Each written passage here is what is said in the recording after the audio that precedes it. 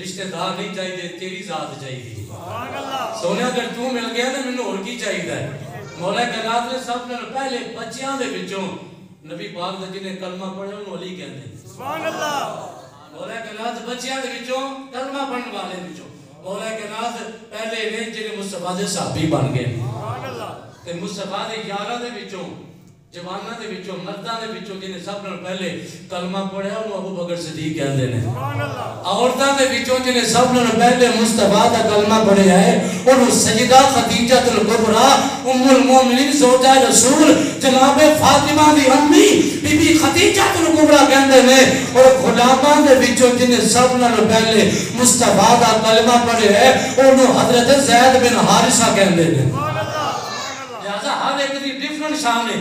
اگر تو ابو بکر صدیق نے پہلا مسلمان کبے تو تجھا کبے نہیں علی پہلے مسلمان سن. اگر تو علی نے پہلا مسلمان کبے تو تجھا کبے ابو بکر صدیق پہلا مسلمان سی.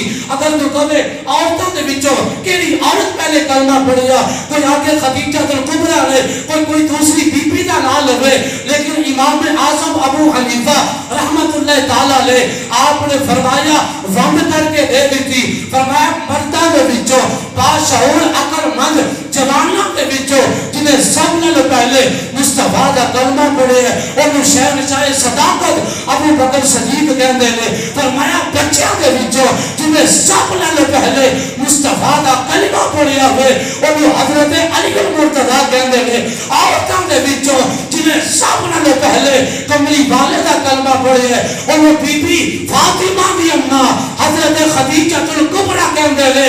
تے فرمایا غلاماں دے وچوں جنہیں سب نے پہلے مصطفیٰ دا کلمہ پڑھے ہے انہوں حضرت زید بن حارثہ کہندے نے. اختلاف کوئی نہیں، طریقہ کار چینج کر لو تے گل مک جاندی ہے. اختلاف نہیں. ابو بکر بھی شانہ والا ہے، عمر بھی شانہ والا ہے، علی بھی شانہ والا ہے، خدیجہ بھی شانہ والی ہے اور مصطفیٰ دے غلاماں دے وچوں حضرت زید بن حارثہ بھی شانہ والے ہیں. میرے قریب آقا علیہ السلام جی دو ایک مولا کائنات ہے امتیازی اور صاحب بیان کرنا